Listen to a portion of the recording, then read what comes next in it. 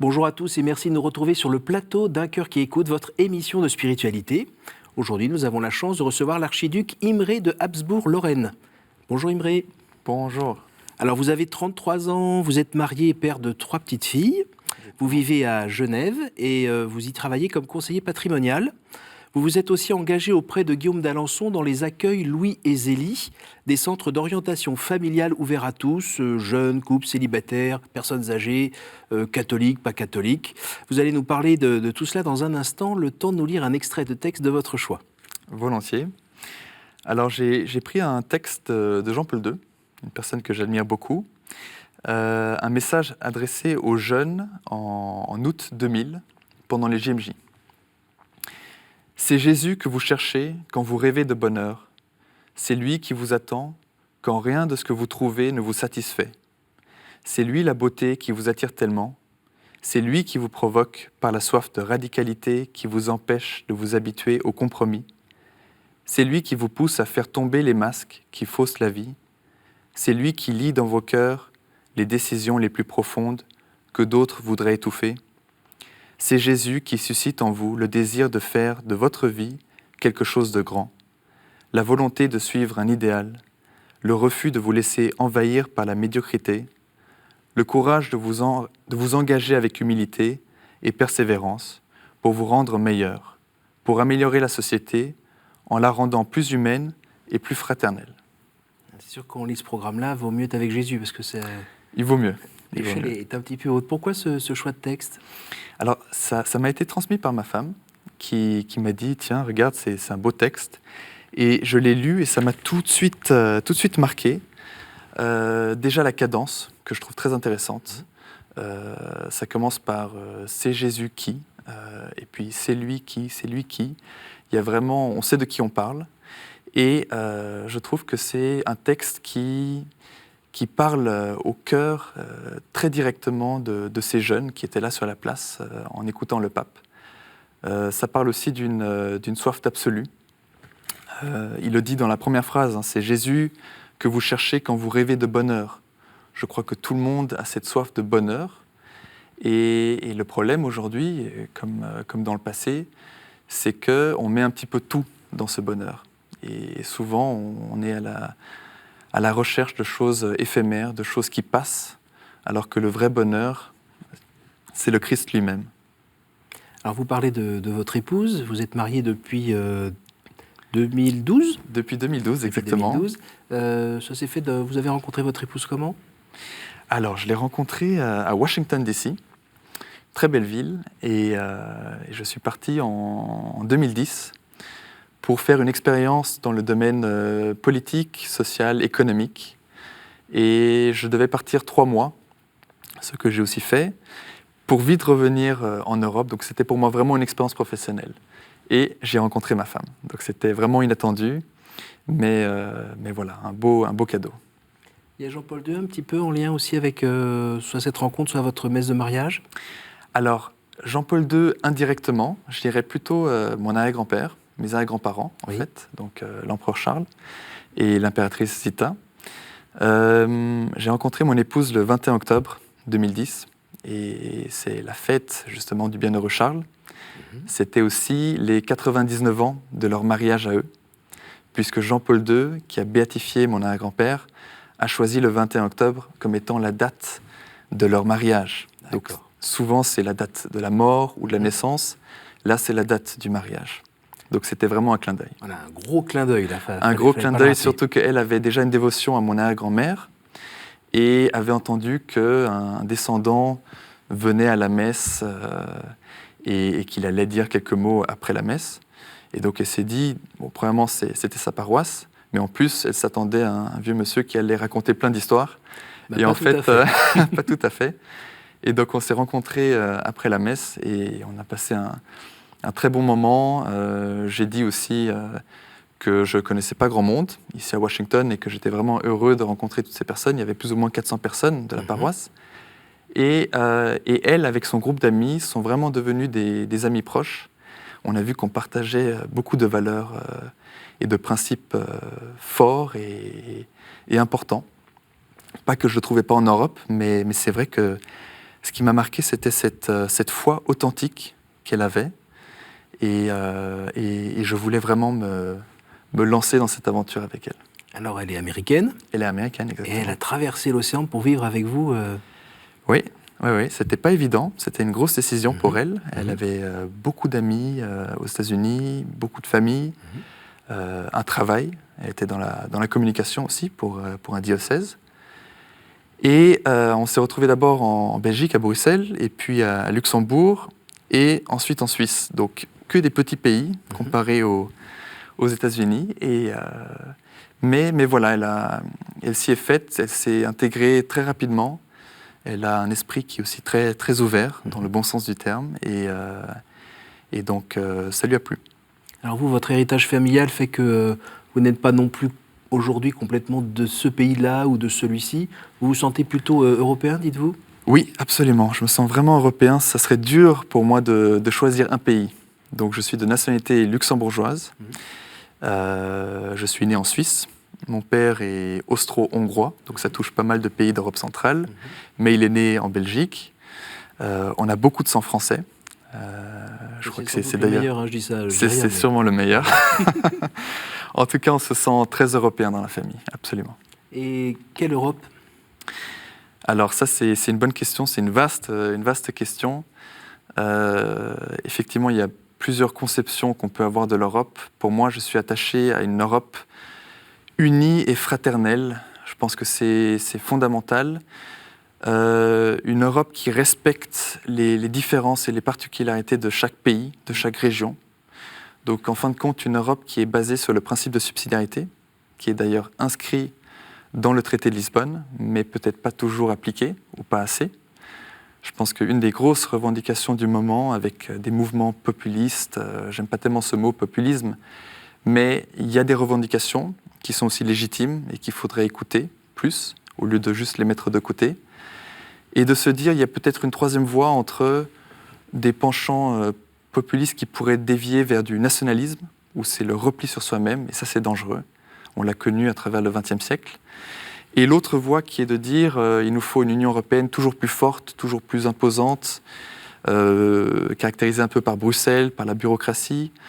Et je pense qu'il y a la place pour une troisième voie, de pays, de peuples unis, dans cette Europe qui partage une histoire quand même commune, une identité forte. Et alors une histoire commune, une identité forte chrétienne ? Oui, chrétienne entre autres. Je pense qu'on a des racines helléniques aussi. Il y a toute la foi chrétienne. Il y a la loi romaine aussi. Donc il y a toutes ces dimensions qui font que nous avons là une réalité. L'Europe n'a pas commencé le 9 mai 1950 avec la déclaration Schuman. C'est une réalité qui est beaucoup plus ancienne, qui s'est construite. Et je pense qu'un grand danger aujourd'hui, c'est de nier nos principes, nos valeurs, notre héritage et notre identité chrétienne aussi. Il y a le traité de Laeken, 2001-2002, où ils ont réfléchi à la Constitution européenne, qui n'a jamais vu le jour. Ça a vu le jour avec le traité de Lisbonne. Ils ont parlé de la notion de Dieu. Ils ont parlé de l'héritage chrétien, de racines judéo-chrétiennes, et finalement, ils ont décidé de mettre de côté tout ça. Et je pense que ça a eu des conséquences terribles sur l'Europe. Alors quand on parle de vous et quand on parle d'héritage, vous avez quand même, vous êtes né il y a 33 ans, et puis vous êtes né comme un petit bébé tout mignon, mais aujourd'hui et en grandissant, vous vous êtes retrouvé aussi avec cet héritage spirituel, intellectuel, politique, familial. C'est pas trop dur à porter, ça ? Alors ça peut être lourd, mais je pense qu'on le prend de manière... On a eu la chance d'avoir une éducation qui était assez simple, assez terre à terre, en nous expliquant qui nous étions et qu'il fallait l'assumer. Ça, c'était quelque chose d'important. Mais que ça ne nous donnait pas tout d'un coup des droits hors du commun. Donc on nous a appris vraiment à nous adapter à toutes les situations. Et en fait, je pense que l'héritage le plus important, c'est plus récemment, nous vient aussi de notre arrière-grand-père et arrière-grand-mère, donc Charles et Zita, qui compte beaucoup pour moi aussi dans ma vie, et qui nous montre que nous sommes là pour servir. Et ça vous pousse à chercher la sainteté, ou c'est un peu écrasant comme modèle? Non, je pense que ça nous inspire et ça nous pousse à chercher la sainteté, même si c'est pas évident. Mais c'est important de remettre les choses en perspective. Et dans ma vie, c'est un petit peu ce que j'essaie de faire. Alors malheureusement, avec des hauts et des bas, j'ai gravi le Mont Blanc il y a quelques années. Et je sais que ce n'est pas une ascension qui se fait de manière linéaire, mais il y a vraiment des hauts et des bas. Donc on peut aussi chuter, mais il faut se relever. Et cette dimension de servir là où nous sommes, on n'a pas besoin d'avoir une position extraordinaire. Je pense que tout le monde est appelé à servir, et surtout notre famille. Alors vous êtes né dans une famille chrétienne. Mm-hmm. Comme beaucoup d'enfants, vous avez suivi ce qui se vivait dans votre famille. Il y a un moment où vous vous souvenez d'avoir vraiment rechoisi votre foi?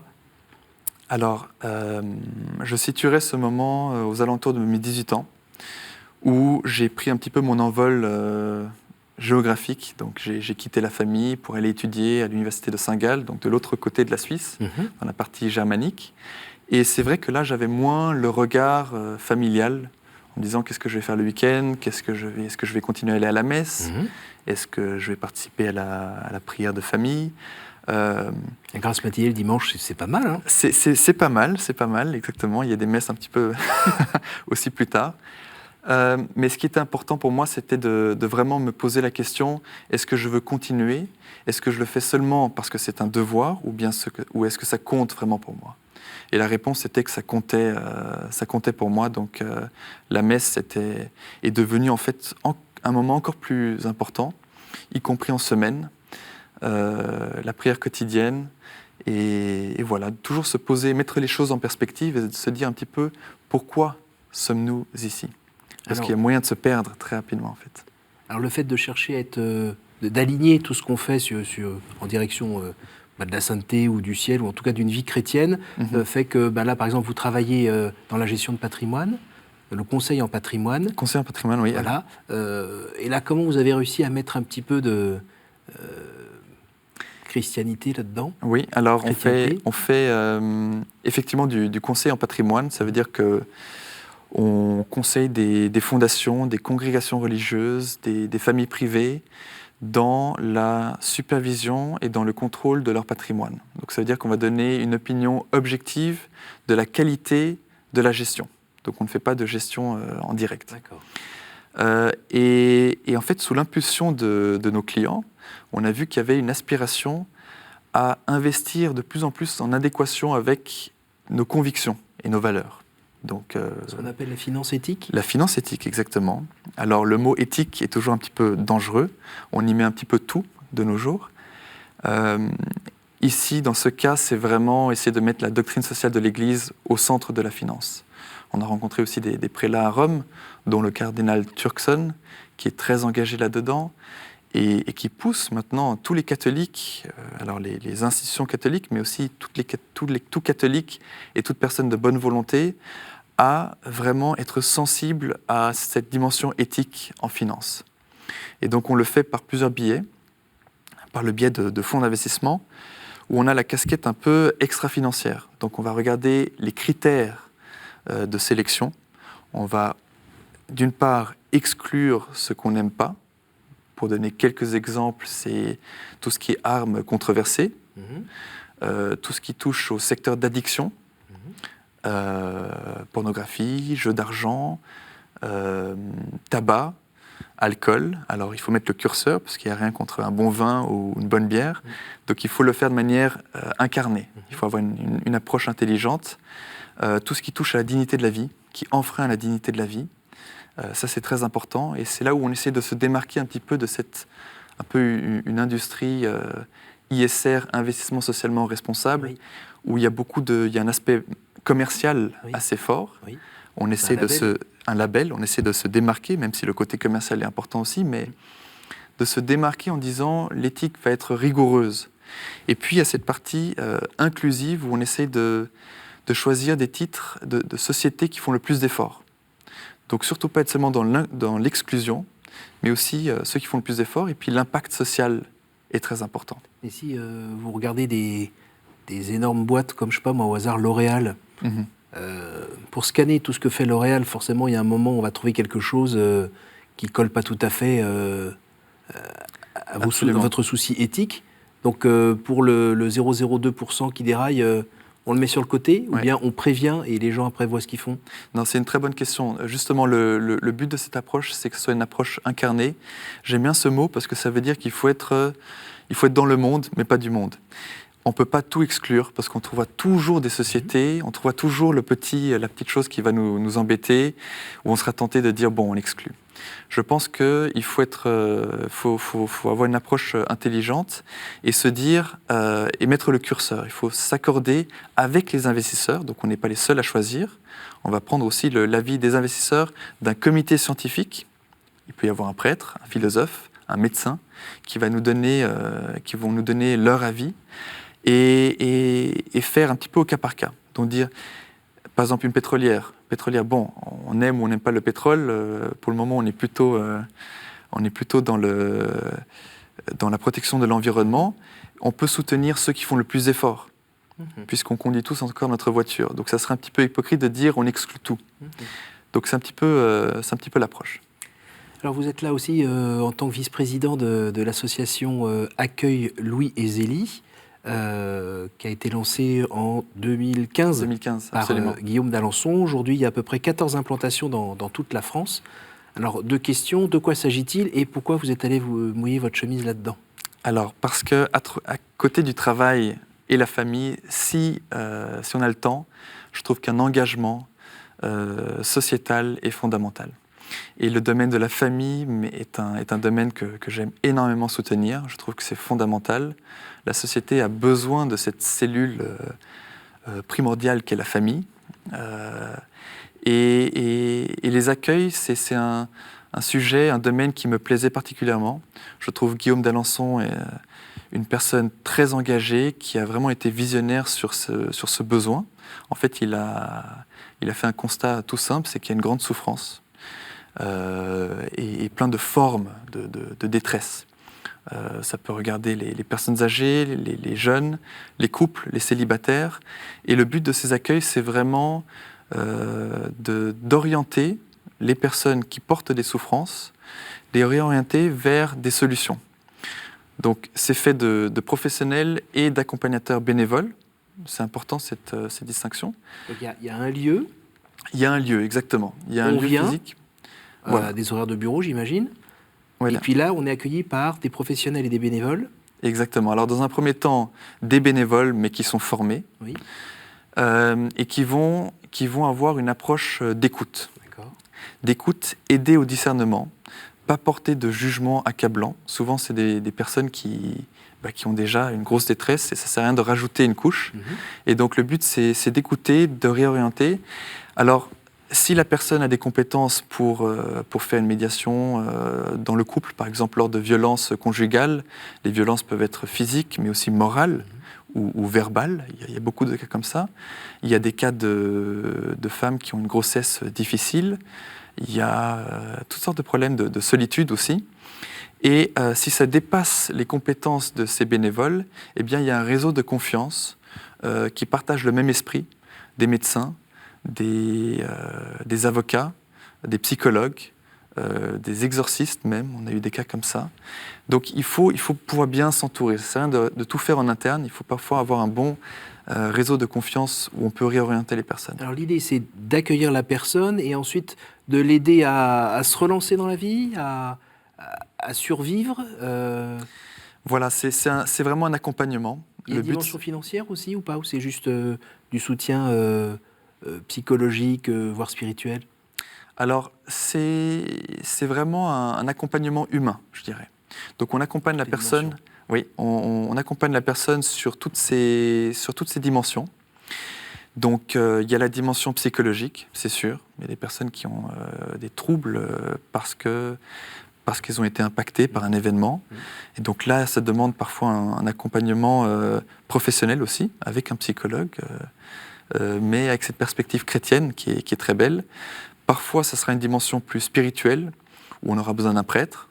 Je pense à cette situation d'une d'une dame qui est venue en disant qu'il y avait son enfant, donc qui était divorcé de son mari, et son enfant passait pas mal de temps avec l'ex-mari. Et cet ex-mari était devenu sataniste, donc côtoyait des cercles qui étaient quand même assez noirs, et cet enfant passait beaucoup de temps avec son père. Donc c'est légitime, et en même temps, on se dit pour la protection de l'enfant, ça crée une situation qui était difficile. Là, il y a eu 2 accompagnements. Il y a eu un accompagnement juridique pour essayer de remédier à cette situation, et il y a eu un accompagnement spirituel avec un moine qui a pu aussi faire des prières de délivrance. Donc ça permet de toucher des situations concrètes. Voilà. Pour en revenir un petit peu à vous, plus personnellement, comment on fait quand on a conscience qu'on a beaucoup reçu et que, comme vous le disiez au tout début en parlant pour gravir le Mont Blanc, qu'il y a des moments où on se casse la figure, où on se trompe, ou peut-être parfois on a aussi des moments peut-être de désespérance sur soi ou sur les autres. C'est quoi, vous, votre astuce, votre recette, votre moyen pour rebondir ? Je pense qu'on a la chance, en tant que chrétien, en tant que catholique, d'avoir accès au sacrement. Donc il y a le sacrement de la pénitence, il y a la confession, qui est vraiment qui est un tremplin, qui permet de recommencer en quelque sorte à zéro. J'ai beaucoup d'amis d'autres religions aussi, et qui n'ont pas cette chance. Et c'est vrai que c'est un point de discussion. En parlant avec eux, ils se disent « ça, c'est quelque chose qu'on n'a pas ». On a parfois le baptême, on a la croyance en Dieu, mais c'est vrai que la confession, c'est quand même quelque chose de très important. Et après, c'est la prière aussi. Essayer de faire des temps de silence. Alors, c'est un défi de tous les jours. Surtout avec 3 filles. Surtout avec 3 filles, c'est vraiment un défi de tous les jours. Il y a le travail qui prend beaucoup de temps, qui met une grosse pression. Quand on rentre du boulot, on ouvre la porte et puis on entend les cris qui sont très sympathiques, mais qui accaparent aussi. Et donc il reste la nuit, et puis la nuit on a envie de se reposer. Donc il faut vraiment trouver ce juste milieu. On ne peut pas demander à tout à chacun de faire des heures d'oraison, mais d'essayer de trouver des petits moments de prière, je crois que c'est très important. Et sinon, sans ça, qu'est-ce qui se passe pour vous ? Sans ça, on a tendance à dévier, à oublier, et puis peut-être à se décentrer de l'essentiel. Quand on reprend le texte de Jean-Paul II que j'ai lu au début, il parle clairement de cette soif de l'absolu, soif du bonheur. Et le piège, c'est de se tromper de bonheur. Le bonheur, ça peut être l'argent, essayer de faire toujours plus d'argent. Ça peut être le pouvoir, toujours plus de pouvoir. Ça peut être avoir une carrière avec du succès, la reconnaissance. Ça peut se perdre dans des addictions. Et donc, je pense que se recentrer sur la prière, sur l'essentiel, sur cet absolu qui est, en fin de compte, Dieu, ça aide énormément. Et ce que je voudrais rajouter ici, c'est la vocation.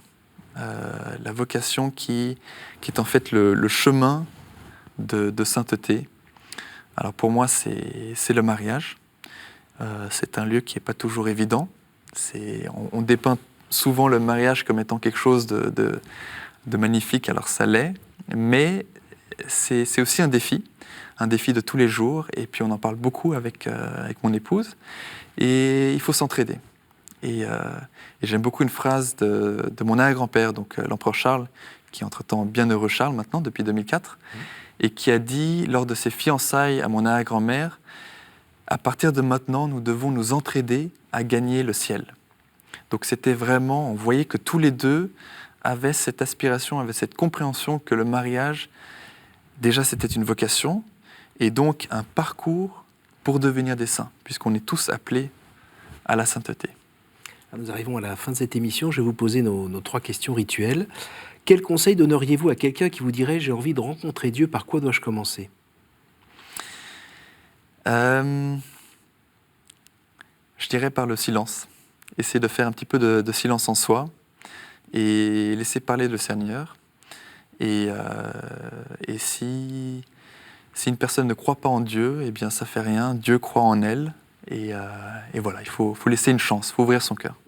Quel est votre héros, votre saint, la personne que vous trouvez admirable ?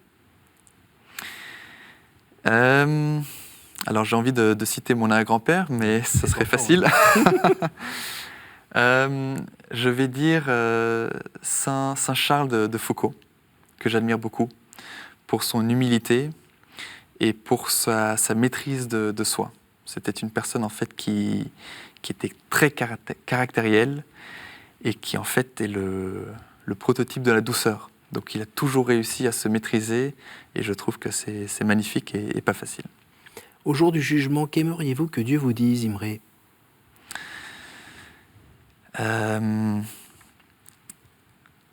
Que j'ai essayé de l'aimer, que j'essaie de faire des efforts en l'aimant, puisqu'on se sent tellement misérable et qu'on a du mal à avancer. Mais si on arrive à aimer le Christ, je pense que c'est déjà bien. Merci beaucoup. Merci Voilà. d'être venu de Genève pour nous partager votre engagement et puis votre chemin de foi, tout simplement. Avec grand plaisir. Merci beaucoup. Merci à vous tous pour votre fidélité. Si vous voulez en savoir un peu plus sur les accueils Louis et Zélie, eh bien, l'adresse est en train de s'afficher en bas de votre écran.